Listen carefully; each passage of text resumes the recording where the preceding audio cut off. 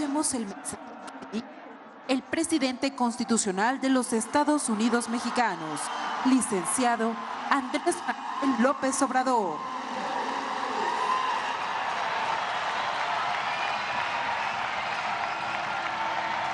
Amigas, amigos,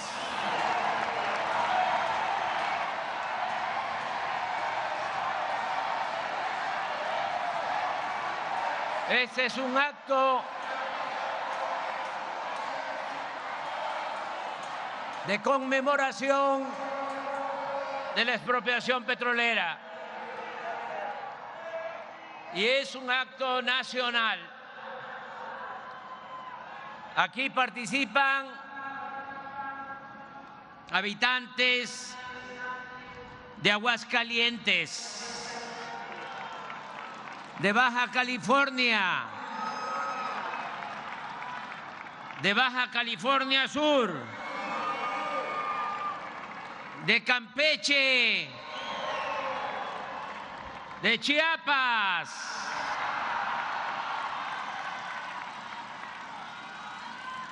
Chihuahua, Ciudad de México,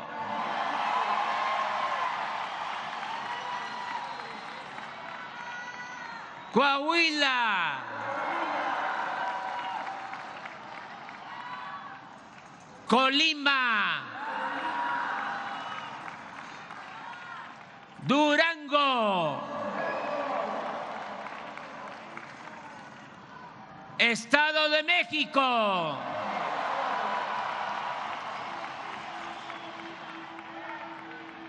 Guanajuato, Guerrero,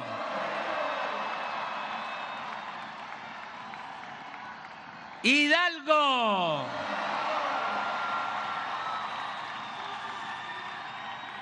Jalisco,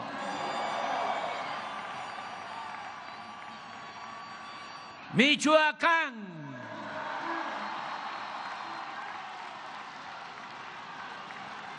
Morelos, Nayarit,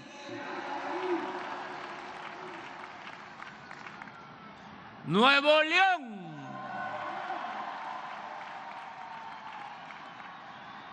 Oaxaca,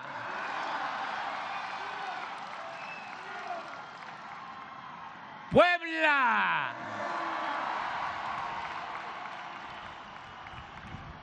Querétaro,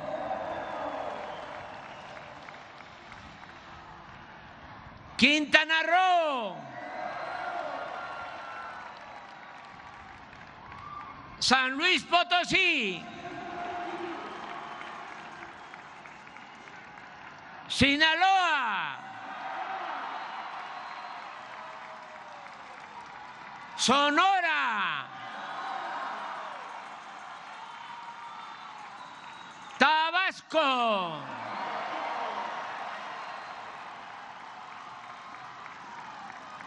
Tamaulipas, Tlaxcala, Veracruz,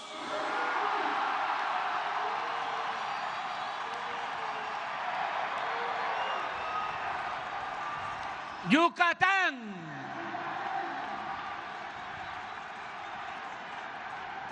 Zacatecas,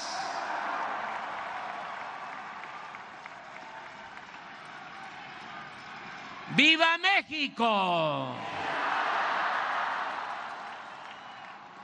Amigas, amigos, a diferencia de Francisco I. Madero,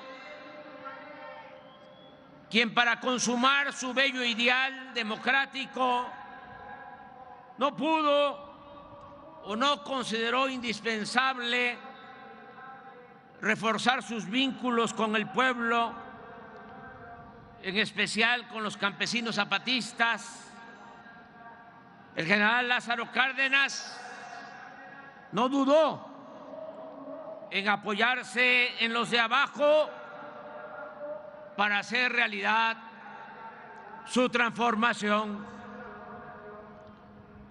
La estrategia del general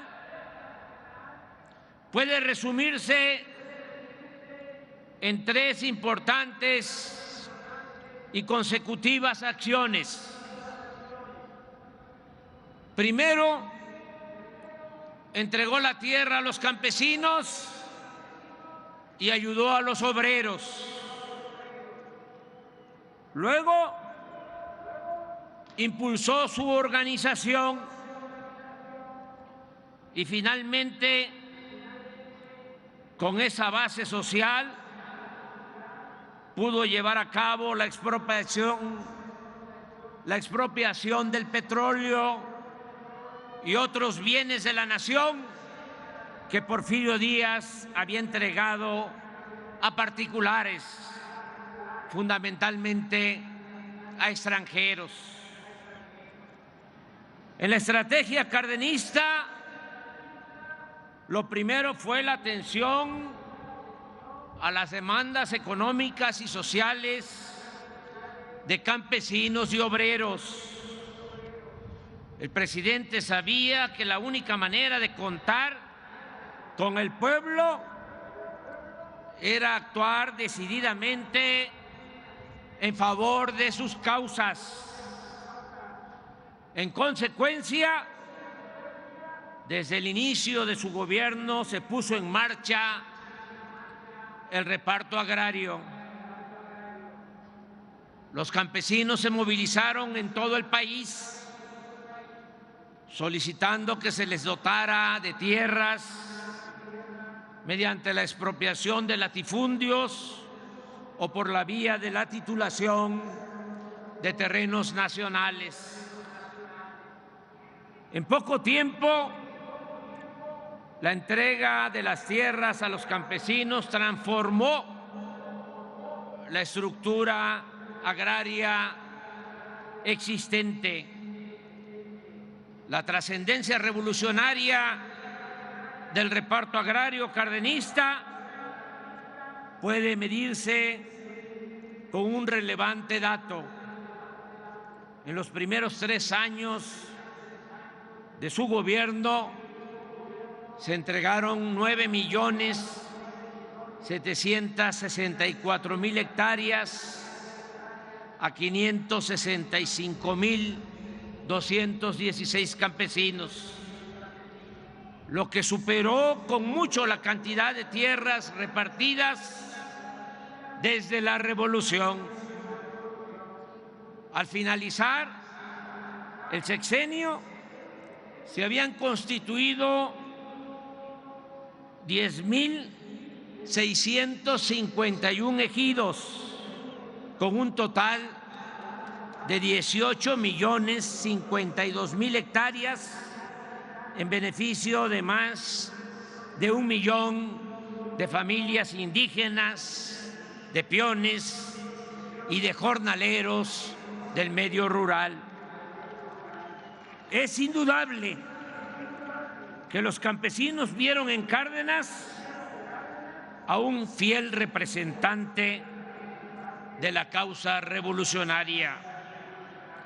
La reforma agraria aseguró la fidelidad de mucha gente al gobierno cardenista y desde entonces se concertó la alianza entre los campesinos y el Estado.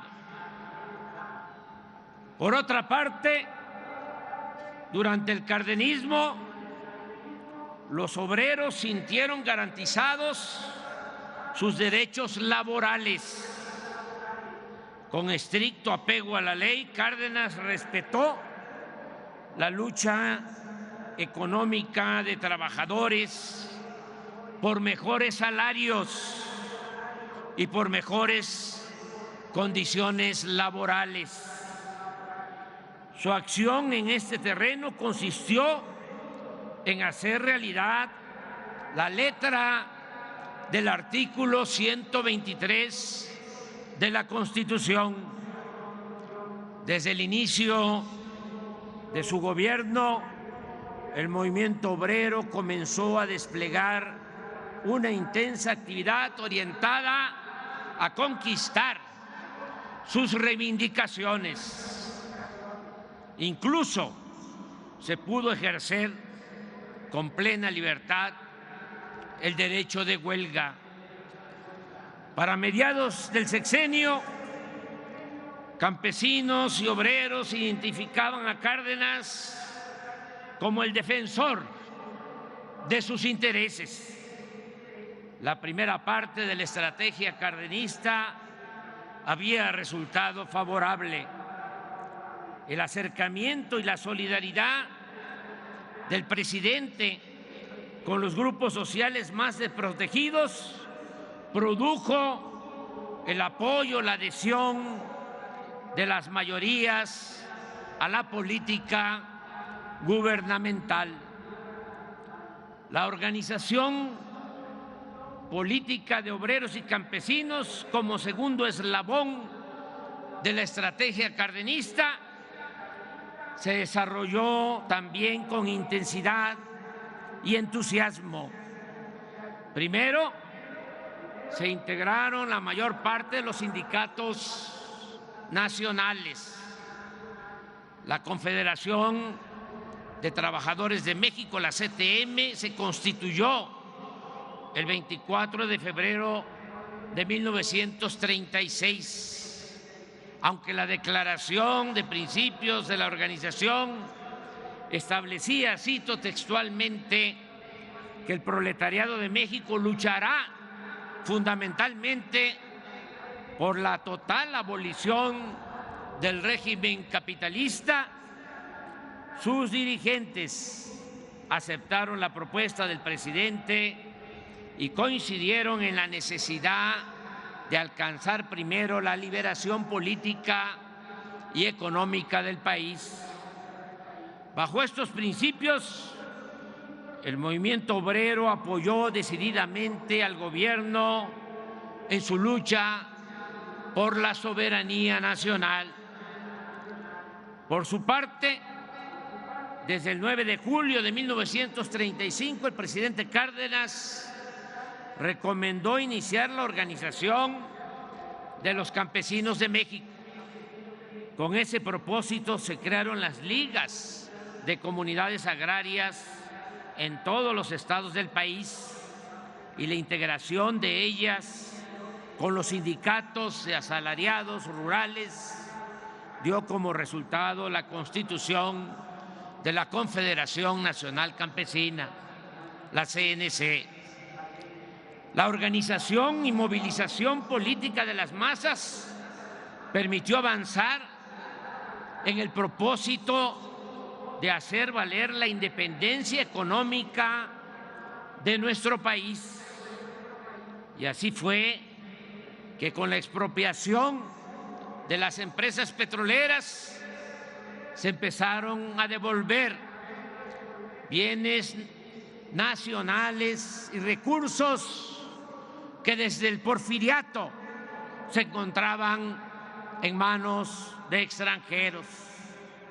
Esta estrategia no habría podido tener éxito sin las cualidades excepcionales de un hombre noble y justo como el general Lázaro Cárdenas del Río. La política, que se oiga bien, que se internalice, que se oiga lejos. La política no solo es racionalidad, también, como otras actividades de la vida, necesita de mística y de convicciones. Los procesos políticos son más complejos de lo que suponen los intelectuales racionalistas. En los procesos políticos intervienen también factores como la suerte, la genialidad de los dirigentes y los sentimientos del pueblo.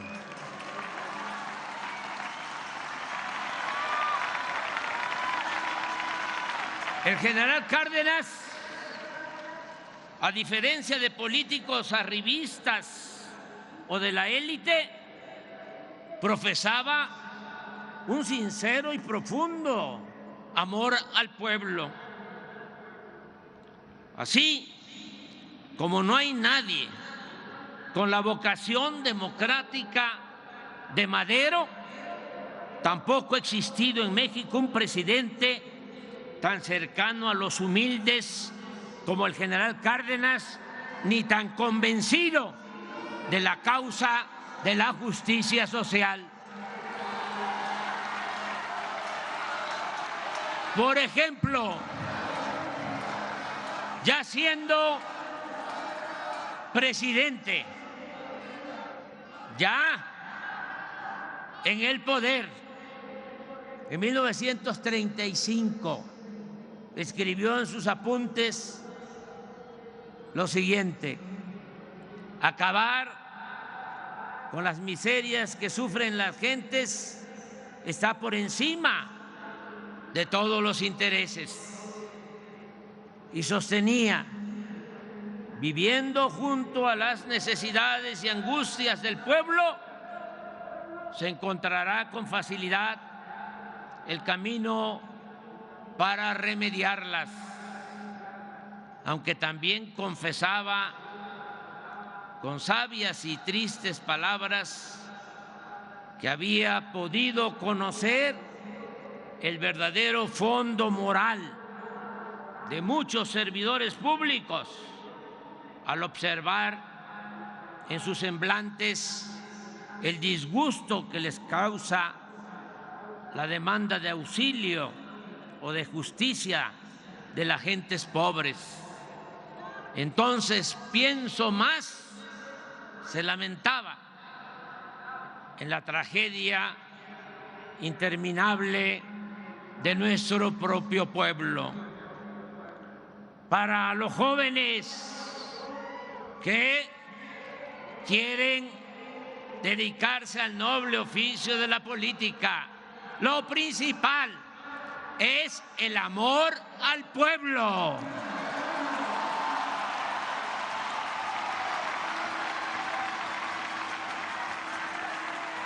Además de ser un auténtico humanista y de poseer otras virtudes, el general Cárdenas supo manejar con precisión los tiempos. Política, entre otras cosas, es manejo de tiempos, asunto que suele resultar esencial y definitorio. Unos días antes de anunciar la expropiación petrolera, anotó en sus apuntes que sobre la carretera en las cercanías de Cuernavaca caminó y platicó durante más de una hora con su maestro, amigo, compañero y paisano, el general Francisco J. Múgica. Cito al general Cárdenas. Dice: hicimos consideraciones de las circunstancias que podrían presentarse si gobiernos como los de Inglaterra y Estados Unidos, interesados en respaldar a las empresas petroleras, presionaban al gobierno de México con medidas violentas. Pero tomamos también en cuenta que se presenta ya la amenaza de una nueva guerra mundial con las provocaciones que desarrolla el imperialismo nazifascista, y que esto los detendría de agredir a México en el caso de decretar la expropiación. Entre otras razones, y aprovechando esa circunstancia, el 18 de marzo de 1938 se llevó a cabo la expropiación petrolera. Ese día, a las 8 de la noche, el general Cárdenas comunica a su gabinete sobre esta decisión histórica y 2 horas después da a conocer por radio a toda la nación el paso dado por el gobierno en defensa de su soberanía, reintegrando a su dominio la riqueza petrolera, que según lo escribe el mismo general, el capital imperialista ha venido aprovechando para mantener al país dentro de una situación humillante. El decreto expropiatorio establece en 4 artículos que pasan a formar parte del patrimonio nacional la maquinaria, las instalaciones y otros muebles e inmuebles de las compañías petroleras extranjeras, a las cuales se les pagaría la indemnización de conformidad con el artículo 27 de la Constitución y de la ley en la materia. La expropiación petrolera fue apoyada por la mayoría del pueblo. En las fotos de la época se advierte la presencia mayoritaria de gente humilde, hombres y mujeres indígenas, campesinos, obreros, maestros, empleados e integrantes de la clase media baja. Fue el pueblo raso el que apoyó y cooperó con el gobierno para el pago de las indemnizaciones a las compañías petroleras extranjeras. ¿Cómo olvidar que tantas mujeres pobres donaron para este efecto chivos y guajolotes y se deshicieron hasta de las humildes alhajas que poseían?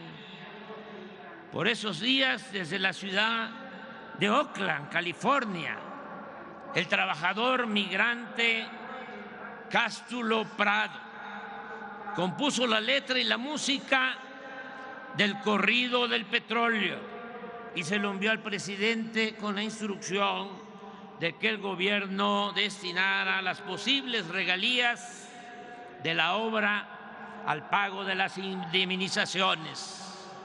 Una de sus estrofas reza así: Lázaro Cárdenas dice, sereno y despreocupado, al transcurso de 10 años todo quedará pagado.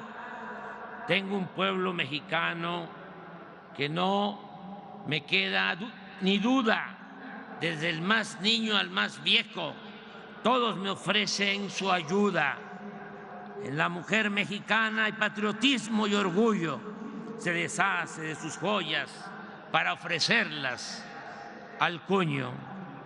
Además de este masivo y contundente respaldo popular, el gobierno de Cárdenas contaba con otra circunstancia favorable.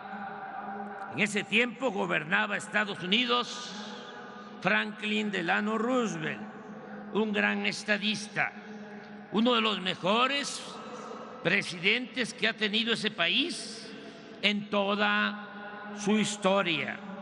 Recordemos que cuando llegó Roosevelt a la Casa Blanca el 4 de marzo de 1933, Estados Unidos padecía una de las peores crisis de su historia y que como presidente Roosevelt supo enfrentar esa crisis con éxito y muy pronto le devolvió la esperanza a su pueblo, lo cual lo convirtió en uno de los más grandes políticos del siglo XX. En cuanto a su política exterior, recordemos que en un discurso memorable, que es el antecedente de los principios de la ONU, el 6 de enero de 1941, expuso al mundo 4 libertades fundamentales: el derecho a la libertad de palabra, el derecho a la libertad de culto, el derecho a vivir libres de miseria y el derecho a vivir libre de temor. La presidencia de Roosevelt aplicó la política de buena vecindad con los países del continente americano.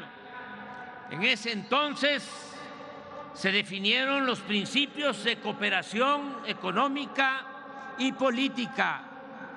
Se reconoció la soberanía de Cuba y de Panamá y se ordenó la retirada militar estadounidense de Nicaragua y de Haití. No es casual que el gran poeta Pablo Neruda lo llamara un titán de las luchas, de las libertades, un presidente gigantesco. La autenticidad de su política de buena vecindad tuvo su mejor ejemplo en el respeto a la soberanía de nuestro país. Durante los 3 periodos presidenciales de Roosevelt, las relaciones entre México y Estados Unidos fueron excepcionalmente buenas. En los días posteriores a la expropiación petrolera, en una carta, el general Cárdenas le reconoce: mi gobierno, escribió el general, considera que la actitud asumida por los Estados Unidos de Norteamérica en el caso de la expropiación de las compañías petroleras viene a afirmar una vez más la soberanía de los pueblos de este continente que con tanto empeño ha venido sosteniendo el estadista del país más poderoso de América, el excelentísimo señor presidente Roosevelt. Cástulo Prado, el poeta que ya citamos, poeta popular, también dejó testimonio de la rectitud, la altura y el respeto con que se comportó el presidente del país vecino. Los versos de Cástulo decían: los millonarios pedían que fuera la intervención. A los Estados Unidos fueron a poner su queja. Nos suena, nos suena, nos suena.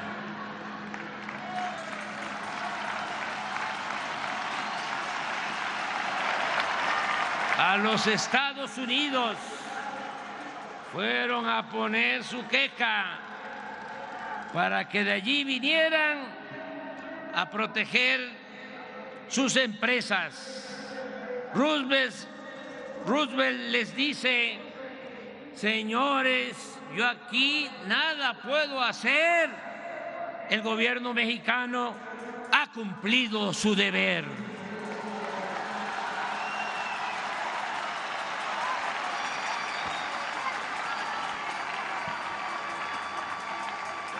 En los buenos resultados de esta política tuvo mucho que ver el embajador de Estados Unidos en México, Joseph Daniel, quien actuó con sabiduría y habilidad en los años más difíciles de las relaciones entre los dos países.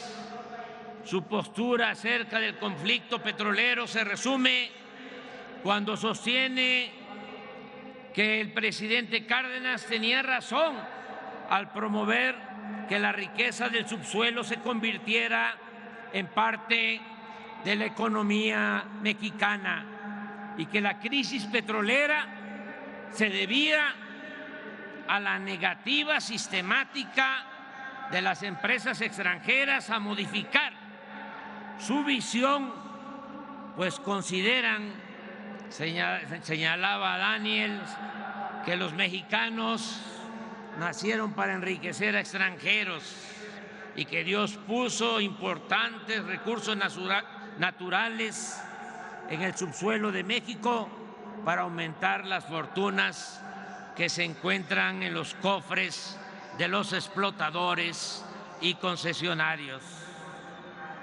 Pero las empresas no fueron tan conscientes ni respetuosas como los políticos estadounidenses. La nacionalización tuvo que abrirse paso enfrentando el boicot, las presiones y los actos de sabotaje promovidos y financiados por las compañías petroleras extranjeras.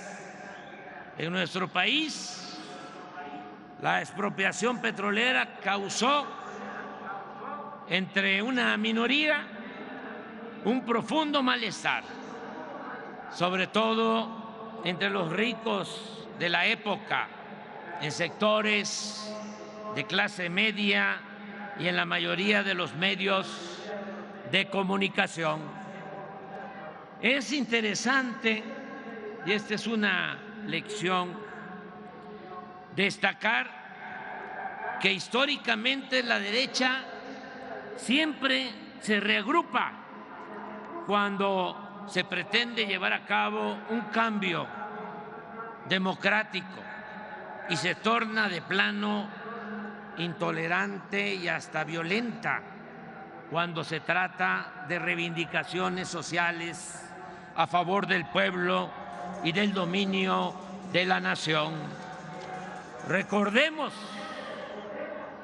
que el derrocamiento del presidente Madero, nuestro apóstol de la democracia, contó con la intervención del embajador de Estados Unidos, pero fue ese derrocamiento llevado a cabo por grupos internos de la derecha que previamente habían promovido una campaña de odio y desprestigio consistente en ridiculizar al mandatario, al presidente Madero, en los periódicos, hasta el punto de tratarlo como loco y espiritista. Lo mismo sucedió cuando la expropiación, que aunque no afectaba de manera directa a intereses privados nacionales, sirvió para aglutinar todo el descontento de los grupos conservadores contrarios a la política agraria, laboral y educativa del general Cárdenas. En este ambiente se funda el 17 de septiembre de 1939 el Partido Acción Nacional, que nace criticando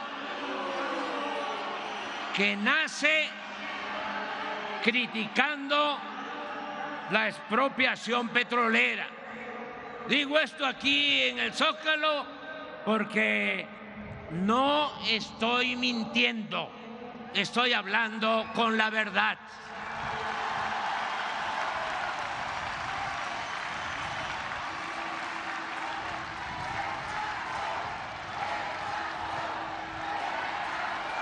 En 1940, toda esa reacción se manifestó con mucha fuerza en la elección presidencial.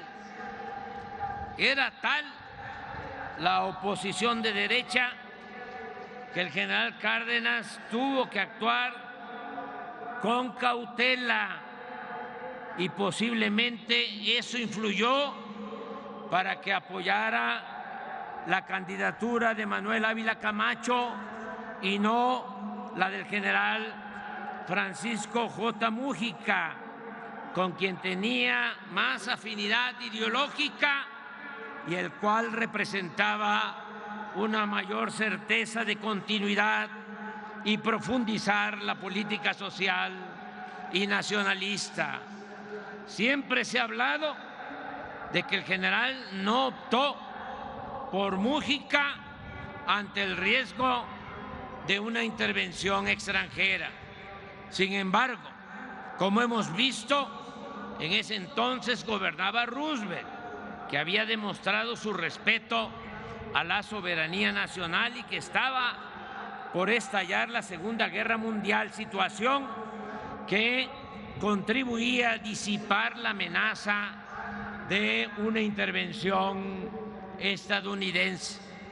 Desde mi punto de vista, lo que más influyó a la hora de la decisión fue la circunstancia política interna, es decir, la beligerancia de los grupos de derecha.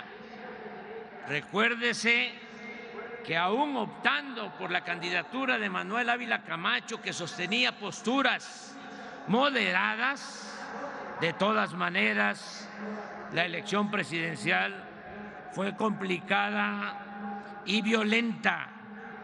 El candidato opositor, Juan Andreu Almazán, contaba con el apoyo de importantes grupos de derecha y de un sector del ejército. Incluso el PAN, que no presentó candidato a la presidencia, lo apoyó abiertamente. Al final de la jornada se reportaron 30 muertos y 127 heridos.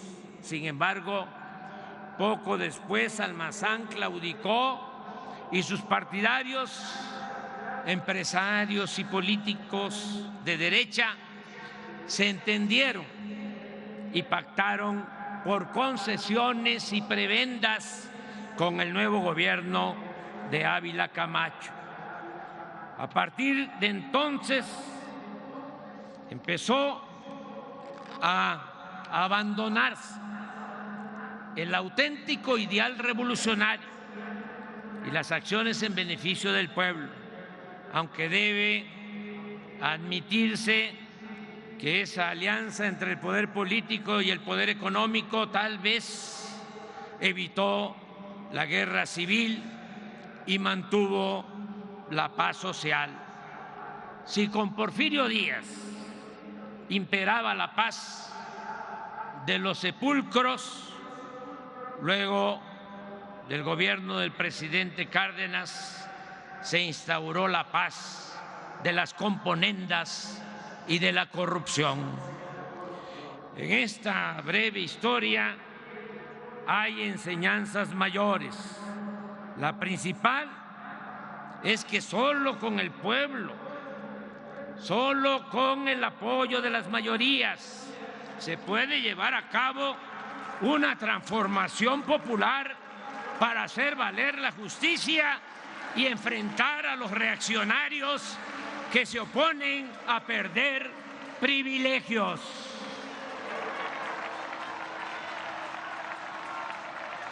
Por eso, hoy de nuevo manifestamos, exclamamos a los cuatro vientos: nada de zigzaguear.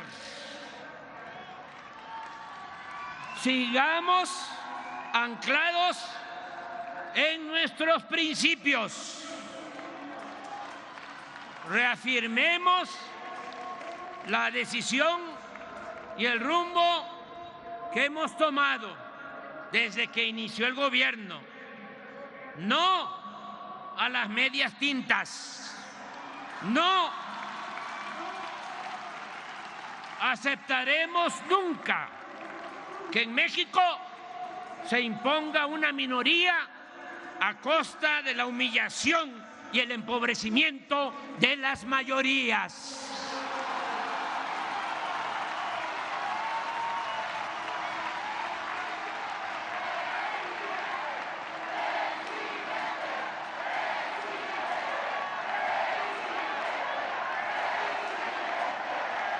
Por eso,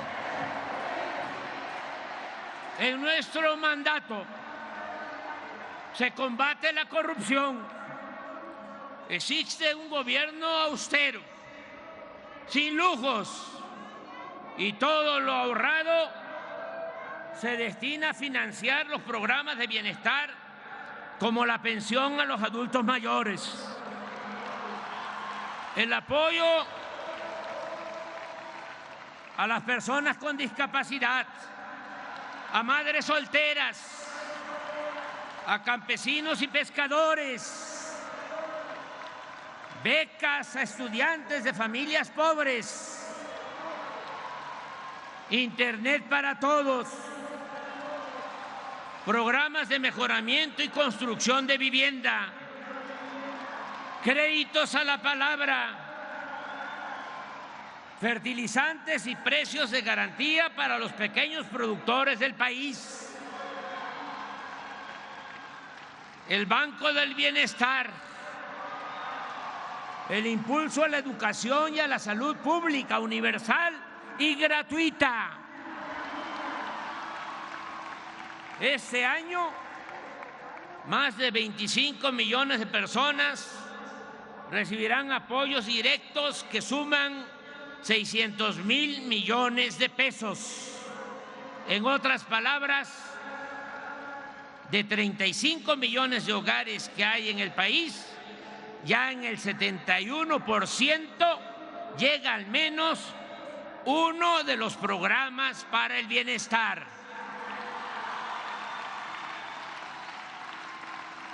Con esta política de atención a los más necesitados, vulnerables y en especial a los jóvenes, también hemos podido reducir los delitos del fuero federal en 33%, el homicidio en 10%, el robo de vehículo en 38%, el robo en general 20%, el huachicol en 92%, el feminicidio en 28% y el secuestro en 76%.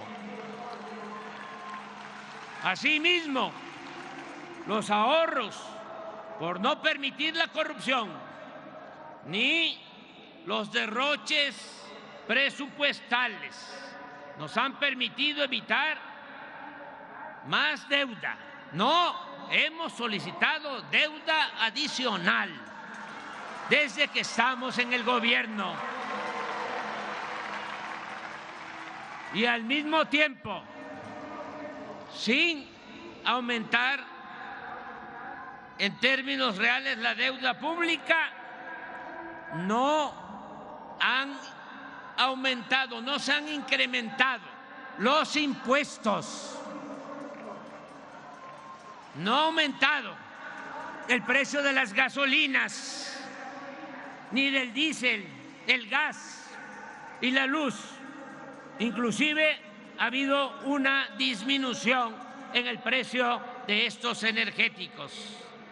También se ha incrementado, como no sucedía en muchos años, la inversión pública. Este año se van a ejercer más de 1 billón de pesos en obras. Es decir, vamos a seguir construyendo carreteras, puentes, trenes, aeropuertos, hospitales, universidades, mercados, unidades deportivas, malecones, parques naturales, recreativos y ecológicos. Y estamos llevando a cabo algo muy importante, una amplia labor de recuperación y de restauración de sitios históricos y arqueológicos de nuestras antiguas y espléndidas culturas y civilizaciones. La hacienda pública es fuerte. La economía nacional está creciendo, en auge. El año pasado, la economía en México creció incluso más que la economía en China y en Estados Unidos. Hay un número sin precedente de 21.747.000 trabajadores inscritos en el Seguro Social. Nunca se había llegado a esta cifra de 21.747.000 trabajadores en la economía formal. También no se había logrado nunca un salario promedio de 525 pesos diarios para estos trabajadores de la economía formal. La tasa de desempleo del pasado mes de enero fue de 2.9%, la más baja desde 2005.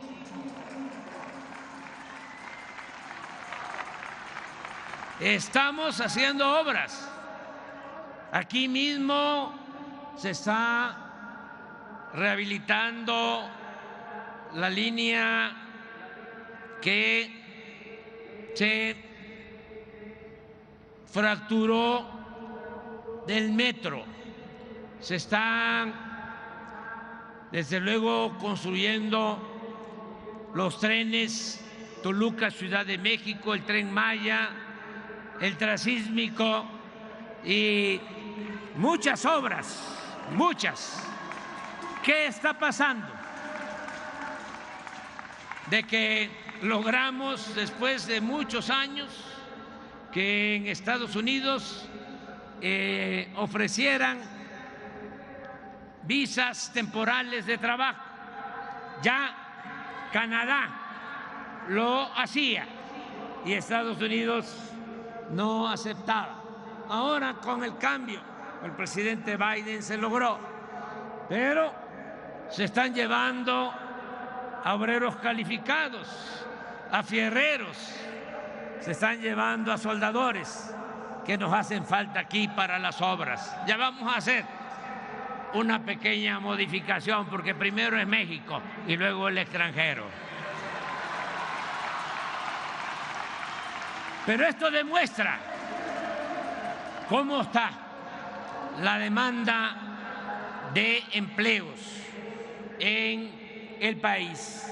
En el tiempo que llevamos en el gobierno, el salario mínimo ha aumentado en 90% en términos reales y en la frontera más del doble.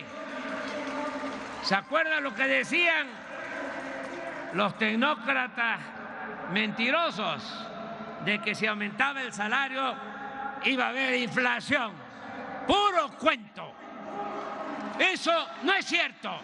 Claro que tenemos que ir mejorando el salario de manera responsable para fortalecer, como lo estamos haciendo, el mercado interno y así lograr el bienestar para nuestro pueblo.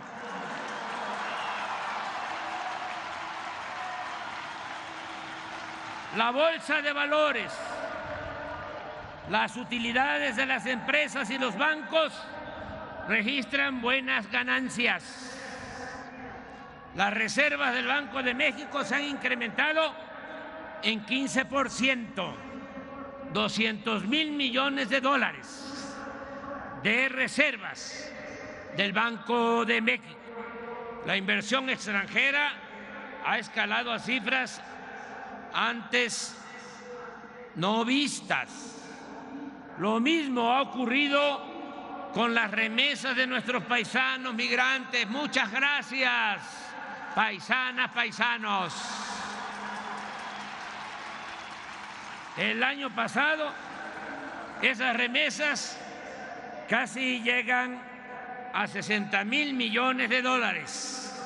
Este año vamos a superar los 60,000 millones de dólares. Esto es muy importante porque ese dinero llega abajo, hasta las comunidades más apartadas, a 10 millones de familias que se benefician y que también con ese dinero se reactiva la economía regional, el comercio y otras actividades económicas.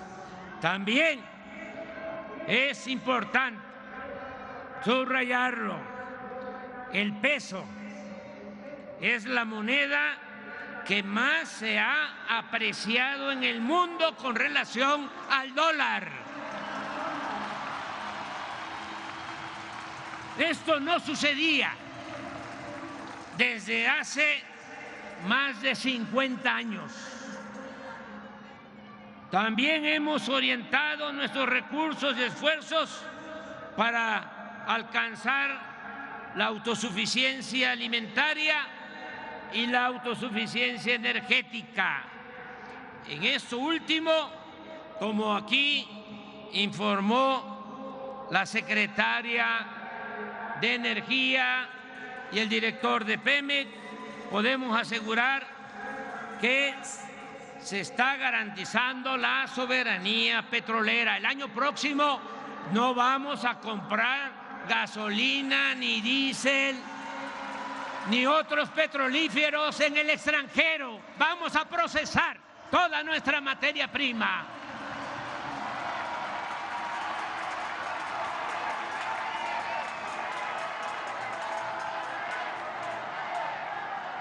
Se fortaleció la Comisión Federal de Electricidad, empresa pública encargada de administrar la industria eléctrica, y recientemente se nacionalizó el litio, mineral estratégico utilizado en la construcción de baterías para autos eléctricos y sistema de almacenamiento para las energías limpias. Me llena de orgullo poder recordar, bueno, hago un paréntesis para decir que ofrezco disculpas porque estoy tardando, pero ya estoy por terminar. Me llena de orgullo poder recordar hoy, 18 de marzo, que a pesar del entreguismo que prevalecía antes de que llegáramos al gobierno, pudimos quitar del Tratado de Libre Comercio un amplio capítulo que comprometía en ese acuerdo nuestro petróleo y poner en su lugar un pequeño párrafo que se los voy a leer. Dice: Estados Unidos y Canadá reconocen que México se reserva su derecho soberano de reformar su Constitución y su legislación interna, y México tiene el dominio directo y la propiedad inalienable e imprescriptible de todos los hidrocarburos en el subsuelo del territorio nacional.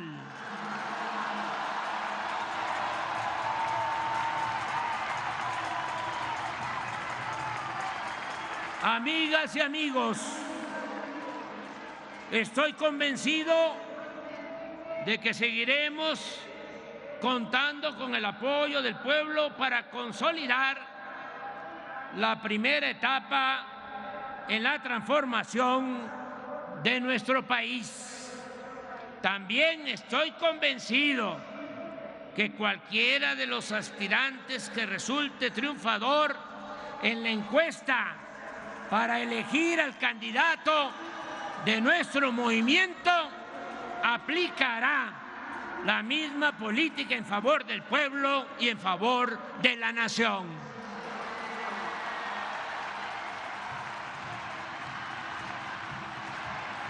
está asegurada la continuidad con cambio. No hay nada que temer. Eso sí, tenemos que mantenernos unidos, mirando siempre hacia el porvenir y la felicidad de nuestros semejantes, trabajando desde abajo y con la gente, y sin descuidar la estrategia que llamamos acertadamente la revolución de las conciencias, para continuar avanzando en el cambio de mentalidad, para seguir politizando a nuestro pueblo, y de esa manera, con un pueblo cada vez más consciente, y en eso hemos avanzado mucho. México es de los países con menos analfabetismo político en el mundo.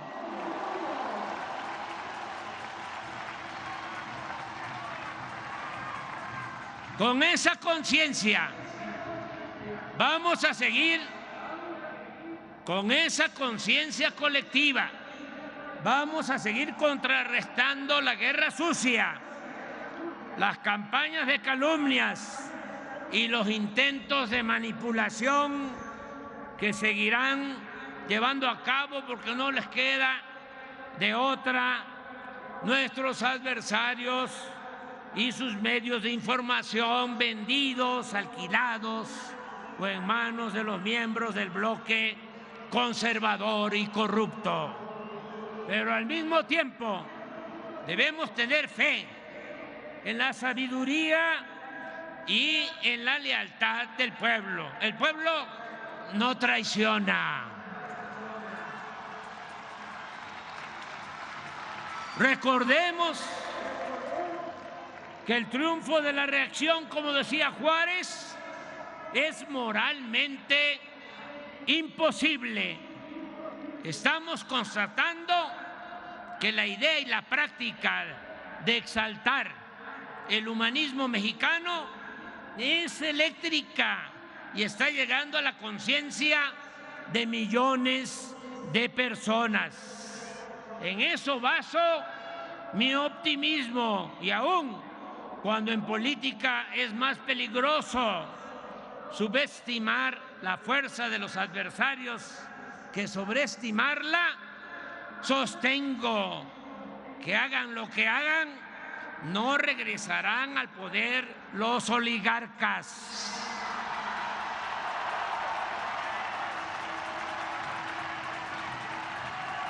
Continuará prevaleciendo en nuestro querido México una auténtica y verdadera democracia.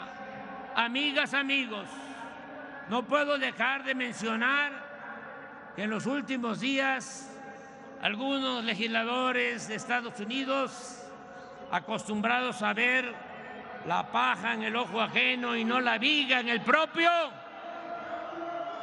en plan propagandístico, diríamos aquí en lenguaje coloquial, con grilla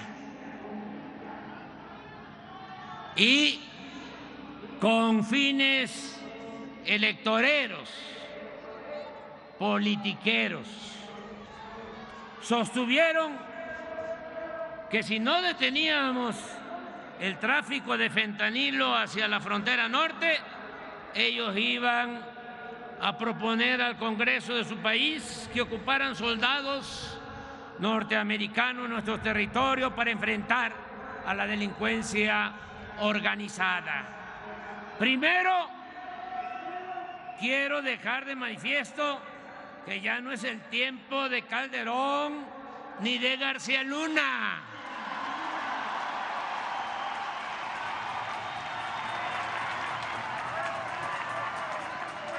que ya no es el tiempo de los vínculos turbios entre el gobierno de México y las agencias del gobierno de Estados Unidos. Ahora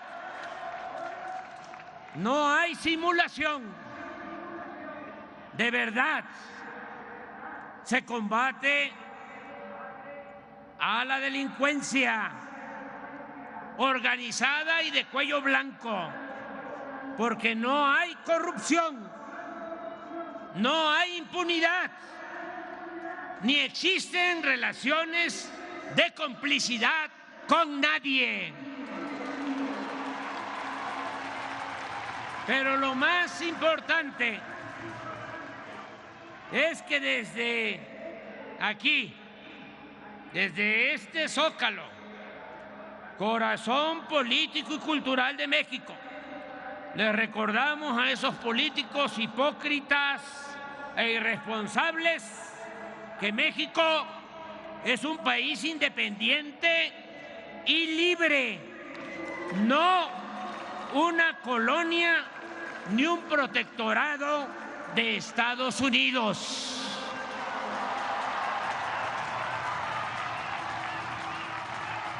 Y que podrán amenazarnos con cometer cualquier atropello, pero jamás, jamás permitiremos que violen nuestra soberanía y pisoteen la dignidad de nuestra patria.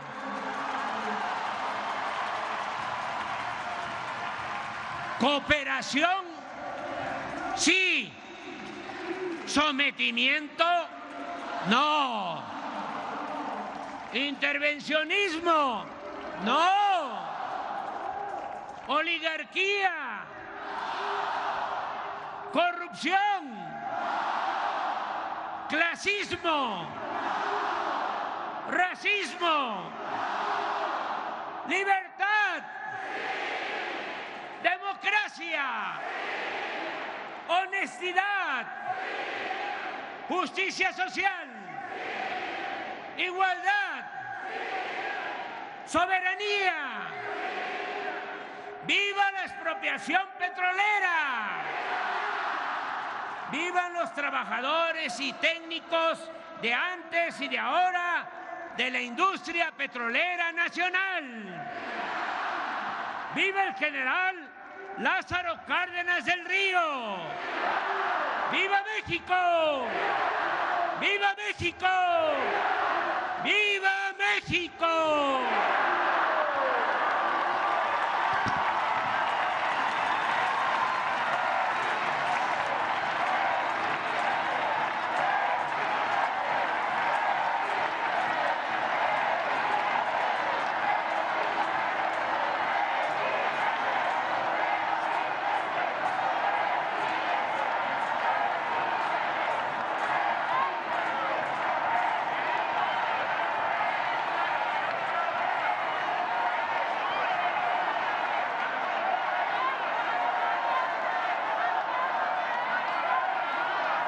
Concluye este evento invitando a todos los presentes a ponerse de pie para entonar nuestro himno nacional.